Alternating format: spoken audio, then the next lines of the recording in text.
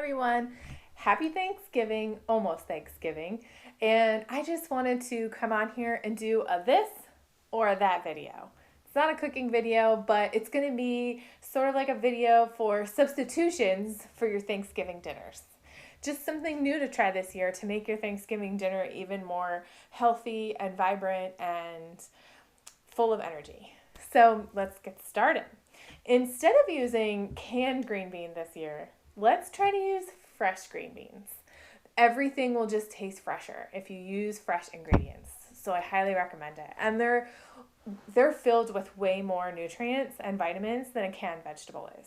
Canned vegetables are great if that's all you have, but if you can substitute, go ahead and try those fresh green beans. Instead of using granulated sugar this year for your baked goods for Thanksgiving, try and use some maple syrup. It's just as good. It's just as good of a sweetener, and it's lower on your glycemic level, and so your blood sugar's not going to spike after you eat all these baked goods with maple syrup. And it's nature's sweetener, so who doesn't want that? Also, if you want to make sweet potatoes this year, try using Ceylon cinnamon instead of cassia cinnamon. Cassia cinnamon is the one that you're probably going to see and recognize most in grocery stores, but if you look around, you'll be able to find Ceylon cinnamon.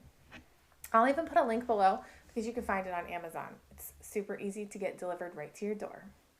Let's see, instead of using some canola oil or vegetable oil this year, try using grass-fed butter, olive oil, and avocado oil. Those oils are so much more beneficial for you and low on inflammation. So go ahead and swap those out.